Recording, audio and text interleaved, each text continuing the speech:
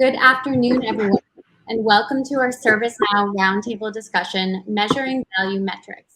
I'm thrilled to have two Acorio experts joining us to dive into some of the questions they hear most from clients around how to define the business value of ServiceNow, what those metrics mean, and how to measure them. Today, we're joined by Grant Pulver, our Vice President of Client Success Executives at Acorio. Grant has been in technology business for 25 plus years and has vast experience in technology, consulting, and management.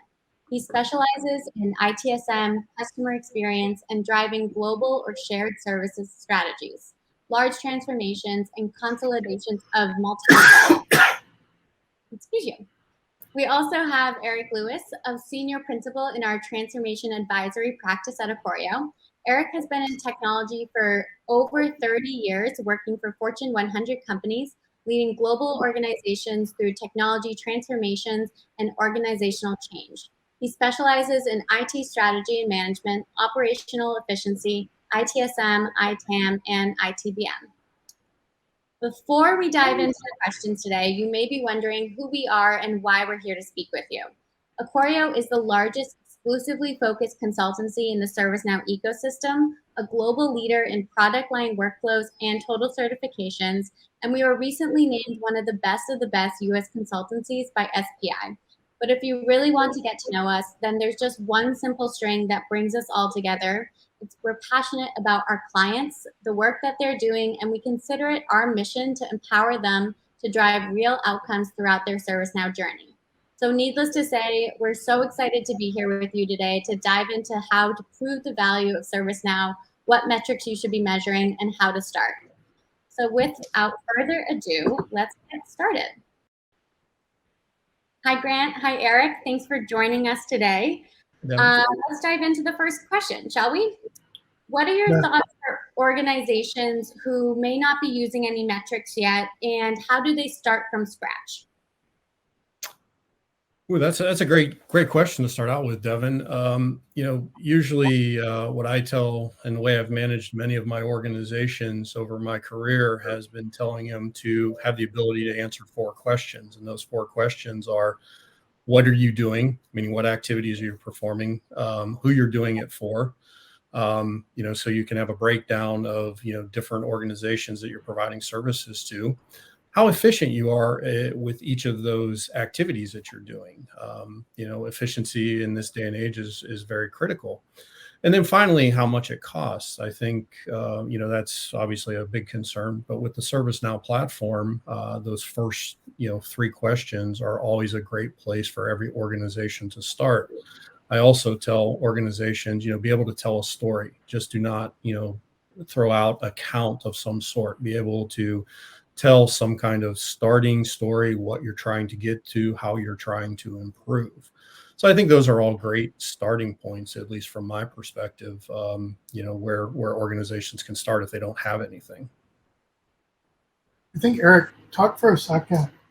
You and I went through this together even before Acorio, right? Is one of the things that when we sit and talk about this metrics motion that I see a lot is all of a sudden there's a whiteboard that's 12 foot across and there's 800 metrics on it that people want to. My advice is to start small with a few metrics and then add to it. Talk a little bit about your history with that as well and where you suggest to start. Yeah, absolutely. That's a great point. It's I think there's a great Dilbert cartoon out there that shows the wall of metrics, and they talk about their dashboard, and we even use it time to time in advisory. We tell all customers start very small, 1 or 2 things, because really once you get beyond that, you're looking at multiple work streams to manage those metrics, especially if you're trying to drive change in your organization or you're trying to drive behavioral, change. When you have a lot of metrics, it becomes really too hard to manage for organizations. I know it looks good when you have a whole sheet of paper of metrics, but absolutely, it's pick your 1 or top 2 things that you can focus on, maybe a third, but get beyond that, it becomes unmanageable and really doesn't provide any value to leadership. Yeah, I think you hit a good point there is when you were talking about, depending on what you're trying to do, is it drive change? Is it operationally improve? Mhm. There's a couple metrics. Is pick your poison there and start driving towards that with a couple things, versus trying to solve all problems at once through metrics, and then you end up having reports that are 6,000 megabytes each or 6 gigabytes each and unpalatable. Great. How do you decide what you're measuring and how do you make that commitment? Grant, did you want to kind of kick us off here? Yeah, I think there's a good segue from the last comment that we made there, right? Is where you want to start in there is what your end result is. Are you trying to improve customer satisfaction or customer retention, or are you trying to improve your operational metrics and reduce cost, or are you trying to prove value to prove out some licensing that you've purchased? And understanding where that is really important in your journey. And like I said, and we talked about a second ago, is pick one or two things that prove that out. And we'll get into it a little bit more. But really what's important is when you make that determination of what your metrics are going to be, don't mess with it.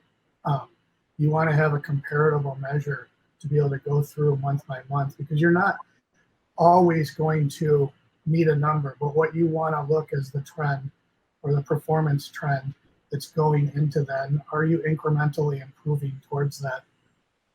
One of the discussion points we have a lot with our customers is when we start talking about service level metrics and what service level agreements and what service level should be, is I'm a big proponent of let's evaluate the metrics over a 3-month trend and figure out where that needs to be.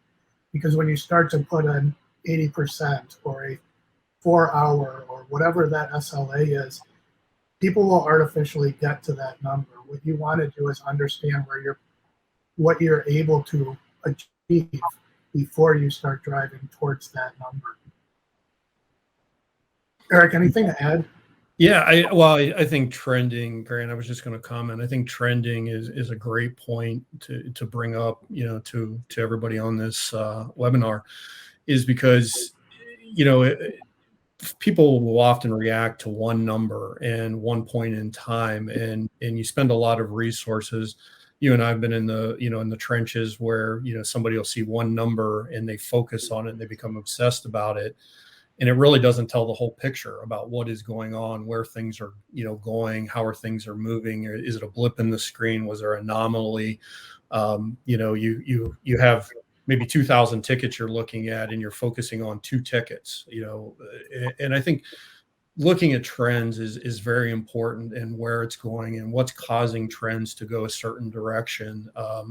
Again, a lot of clients we work with, they'll have a lot of these metrics, and that'll be one of the starting points that we'll do is, okay, let's trend this out. Let's see how much historical data we can get and see where you're going with these things. And I think it goes back to those things I brought up. And as you said at the beginning of this was, it segued nicely from the first thing. What are you doing? Who are you doing it for? So it ties nicely into that, but absolutely agree with you on the trending comment. Yeah, one of the interesting experiments, I'll call it, that we did with a customer was we didn't tell our analysts what we were measuring. We just showed them on a graph where they were in progression to what expectations were. So they couldn't artificially work on handle time or artificially respond quickly just to meet a service level. So we started just showing them, these are the 5 expectations you have, and here's where you are from expectations. They could see up, above, or below, and that started driving versus showing them what metrics you're looking at and focusing on a single metric. What are you guys hearing right now from your initial conversations with customers around metrics and measurements? I think what's really fun right now is with ServiceNow being as hot as it is, we're coming in at all different levels of the organization, from the CEO all the way down through managers and supervisors. And what's interesting to me is the dichotomy of metrics isn't changing, where CIOs and CEOs and CFOs and COOs especially are really focused on the monetary and on the business values and the business drivers and having measurements in place to understand those. Whereas the day-to-day management and the day-to-day operations are really focused on operational metrics and performance. And it really is that alignment to, and we'll talk more about business value metrics, but operationally, people are looking at performance. And I always go back to and tell the story of, from a service level management, your mid-level managers have celebrations. If your SLA is a 4-day resolution, you're celebrating when your resolution SLA is at 3.9 days or 3 days and 23 hours. Versus if you're at 4 days and 30 minutes, all hell breaks loose in the site, right? And things got to change and we got to meet to move.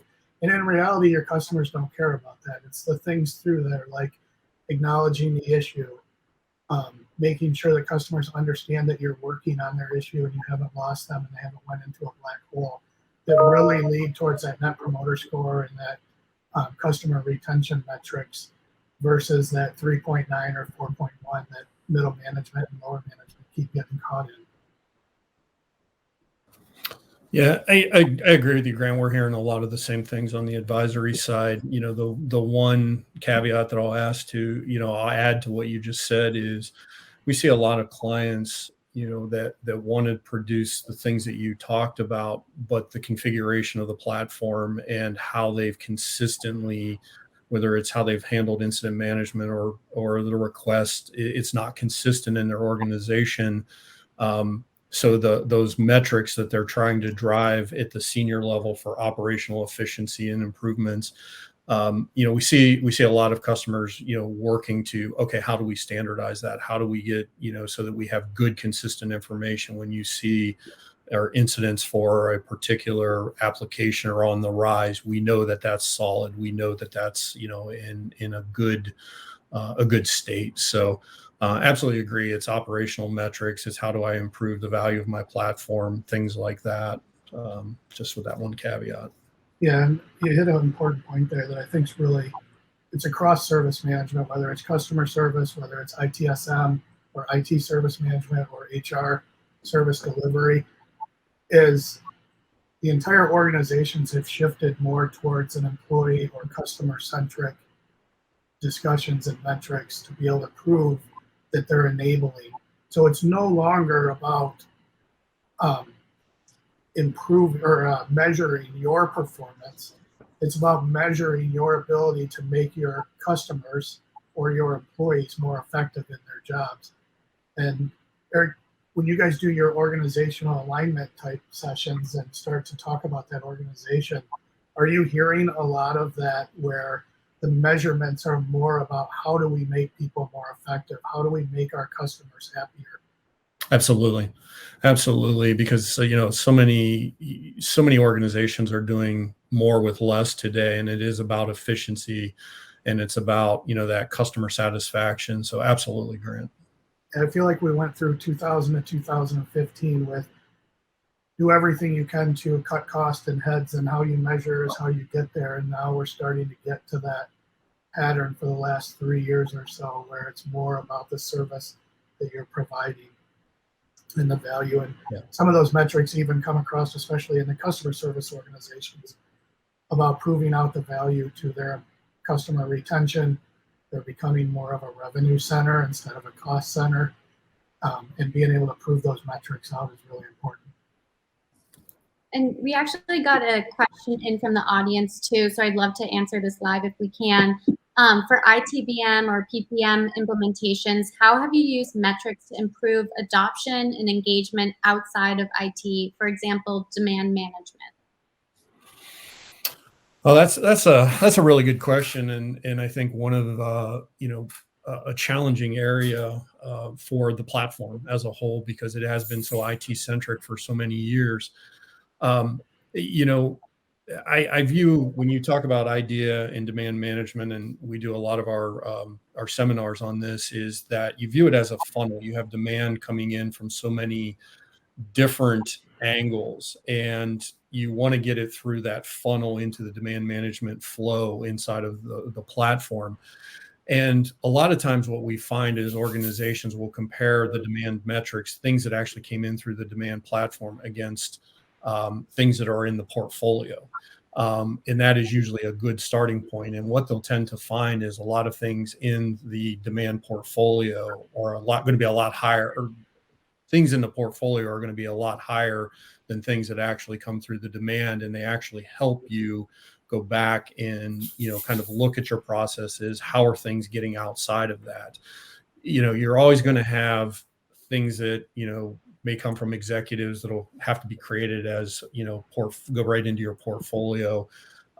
And they don't go through the whole demand process. Sometimes you'll have to create, an expedited demand, process, because they can't take that time to go through the whole cycle. But usually a good starting point that I work with my clients on, especially ITBM, is, comparing what's in your portfolio to what has gone through the demand cycle. And that just opens up the doors for so many things. I think to add to that, what's important, especially in business management, I don't even like calling it ITBM because is PMOs are so siloed in businesses. Is even in a single segment of the business, there'll be 3 or 4 different PMO organizations. And really with ServiceNow being the workflow of workflows, it is about making it easier, and it is about talking to your customers and understanding how to make getting a project approved much easier and much more transparent. How to be able to measure and prove out the value of your project, how to compare it to the business justifications that you use, how resource management comes into that. And being able to put all of that into one picture and do it across the company is really important. But really, to be able to bring those PMO organizations together, it's all about ease of use and ease of interaction with your finance groups, with your project managers, and with your customers. I think even going just one step more high level, one of the questions that we originally talked about too was, how do you measure if you're getting the value out of the ServiceNow platform as a whole? Eric, did you want to dive into that one? Yeah, I can always answer this. Are you asking value from a noun or a verb perspective? In all seriousness, this is a great question, because value is in the eyes of the beholder. A value is perception. And so when clients come to us, and we get this question a lot these days, especially as money becomes tighter for companies, how do I get the value out of my platform? I always ask them back, well, what does value mean to you? And I think that's the important thing, is that you have a value proposition from your perspective. Or if you're, working upward in the hierarchy in your organization, you understand what your senior manager's value proposition is, where they see value in the platform. And a lot of times it's very simplistic things. It's, I want to see transparency to my operations. I want to have, accountability across, platforms, whatever it may be. That's you have to understand that value proposition. What is important to the folks that are writing the checks, the folks that are asking these questions? So I think that's where success always starts. And the example I always use is, people say, I want to have I want to understand drive more self-service in my organization, as an example. Okay, that's great. Start looking at the metrics of where people are issuing requests, as opposed to calling your service desk, those kind of things. But you really got to understand what your value proposition is to the folks that it's most important. And I can go in and tell you what I think the value of the ServiceNow platform is, and most people would look at me with their head tilted sideways. And then there's a group of people who go, oh, I get that, because that's exactly what's important to them. So it's really about that value proposition and understanding it. Grant, what do you see? Yeah, I think even beyond that, right, when you're starting to look at what your main goal is, it all comes back to what that original business driver was for it, for the implementation or for the transformation, better yet. And being able to measure, if your goal is to increase adoption with your customers or add-on sales, is you can put metrics together to start to articulate where that is has your customer service organization expanded your current customer base by 10%? Have they lowered your customer attrition rate by 3%, whatever that is? And Sometimes it's the value of the platform, and sometimes it's the value of being able to measure the things that you are, that the platform brings. But really, it goes back to that original goal and what you're trying to do. And Eric brings up an interesting point that we talk about channel optimization is there are some things you want to go through self-help. And there are some things that you want somebody to get on the phone for, be it a trader on a trading desk floor, or be it a priority one. You want them to call. And there's a couple things that you can start to measure there as you start to look at what channel you want issues to go through, of which, that was a tough one. You start to look at which issues you want to go through which channel, and you can start to measure where those are. And the other thing that helps with is you can really start to understand what those triggers that you're putting in, what the cost to your company is, or what the value to the customer is, whichever those are, and it'll help you pivot. Is not everything you do successful, right? We can talk about everything's going to improve by 3% or 5% or 10%. There's going to be some things that your customers don't want, and being able to measure those and articulate those quickly and pivot is really important. I want to add, Grant, too. I think you brought up a good point. It's, what the original purpose of, the ServiceNow platform was. And one of the things that we find with a lot of our clients is as the platform matures and it goes from that ticketing system to becoming intertwined into your enterprise, a lot of organizations don't change that value proposition and it gets lost. So to your point, as the platform expands, you need to really think about, okay, why are we expanding that? Now start tracking those things of why we expanded that. You spend all this money developing business cases to purchase the next module or enable the next feature. And it's really about, measuring to show that you get that value. So the next time you come forward for that next thing that you need to do to really get, take advantage of the capabilities of ServiceNow, you've got that traction. So yeah, the other part is, we've been talking a lot about service management and ticketing and ITSM and CSM. The other side of it is the security side of vulnerability management, the incident, security incident management, to be able to protect your company versus intrusions or revenue loss and stuff like that. It's really, really important. That has a value to the company if you can start to get ahead of any of those vulnerabilities. Yeah. Grant, I know we've kind of talked about this a little bit, but do you want to elaborate? How do you measure your process efficiency and process improvements? Well, I think there's a couple different areas, and it depends on which area of the platform you're using. But the most important thing you can do in this is understand where you're starting in the process that both your customers and your employees have to go through to get things done in your organization. And you can start to measure the time on task for things. You can start to use resource management to understand how much time are people spending on incidents, how much time are they spending on change management's a big one. Change management's a huge area to start doing process improvement and making it easier for your customers to be able to get through that process to force change and enable change in your organization and start to look at that. But really, it's around those two things. It's around resource management and time on task, and it's around usability of your application.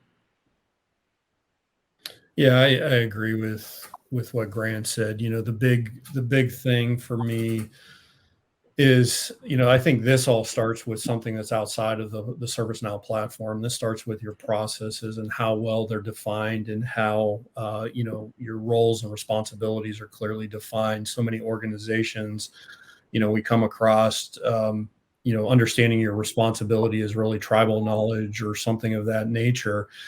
And if you have these things defined in a manner, you can apply really good metrics to them. You can really understand how you can get more efficient. And it goes back to my 4 questions that I started this, session with. The third one is efficiency. Again, what are your people doing? Who are they doing it for? Is a good place to start. But that always starts outside of, with the process. Is it well enough defined? We all know, with technology, we can hook the coffee pot up to the computer by the end of the day. and not have any issues. It's usually the human interaction, people knowing what they're supposed to be doing. And I think organizations, once they define those, they really can go through and address a lot of the things that, Grant just spoke about, and really, understand where their processes are going. Yeah, I think that flows well too, Eric, into kind of one of our other questions is how do you measure and monitor accountability within your organization, whether it's people upholding their responsibilities, and like what metrics should you use to really measure those activities? Yeah, accountability, I always tell my clients that ServiceNow's success is your community's accountability. It's not your ServiceNow team. It's not the person that owns, one process. It's the accountability of everybody inside the organization. And I always tell folks, I think that the ServiceNow dashboards for health and the things that are telling you what's going on in your environment are the great starting points for any organization. You don't have to get very complicated here. Ownership, do you have ownership identified of your CIs, things like that at a very granular level? Are your records complete? Are they correct?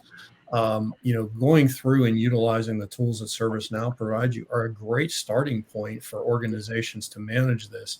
So often we find that, so many organizations don't take that community accountability and put it on one person to, track 20 or 30 people down to get that data. And that's just not efficient, obviously, in this day and age. And, you really look to utilize the uniqueness of the platform and its capabilities to really track those things. I know we're up against time, but the one word I want to add to this too, on top of accountability, is transparency. That I think is along the same lines of accountability, and with the transparency of not only are you held accountable for your tasks that you're doing, whether it's an ITBM or SecOps or CSM, but also your customers know where they are in that journey because of that transparency that's there. That's a great point. I think we should have time at least for one more question. So I keep hearing about AI and performance analytics. When do these come into play? Grant, do you want to tackle this? Yeah, sure. My favorite question. I think, we've been talking about, we started with when you have no metrics or when you are just starting your metrics journey. And I think AI and performance analytics kind of are further down that journey, right? ServiceNow says you need 10,000 records for things to start to be valid and start to do the machine learning and understanding. And I think along performance analytics as well, is a trend is not a trend until it's went through a period of time.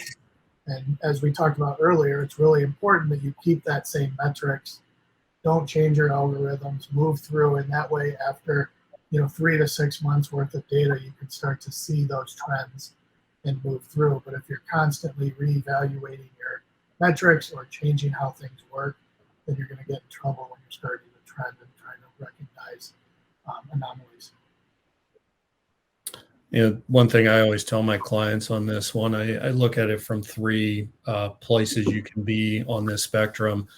Are you reactive? Are you proactive? Or are you predictive? And before you really start to think about AI and performance analytics, are you in that proactive mode? Are you doing things proactive? And you probably argue that proactive and predictive are going to be along the same lines, but I think there is a little bit of a uniqueness in them. So really always ask customers, where are you right now in that? And we help them try to figure that out. And you'll find a lot of organizations are on that cusp of moving from reactive to proactive. So that's, one thing I would add from my perspective. Yeah, we call that fire marshaling versus firefighting, right? Absolutely. So you get into that fire marshal where you're predicting potential fires in your organization. Great. Well, Eric, Grant, thank you so much for joining us for the roundtable today. Your insights were fabulous, and I think we'll have to have another one of these. Thank you, Deb. All right, and everyone for attending live, thank you for joining. If you have any questions that we didn't answer here, you can email marketing@acorio.com. And thank you very much. Have a great rest of your Tuesday. Thank you, everybody. Bye. Okay.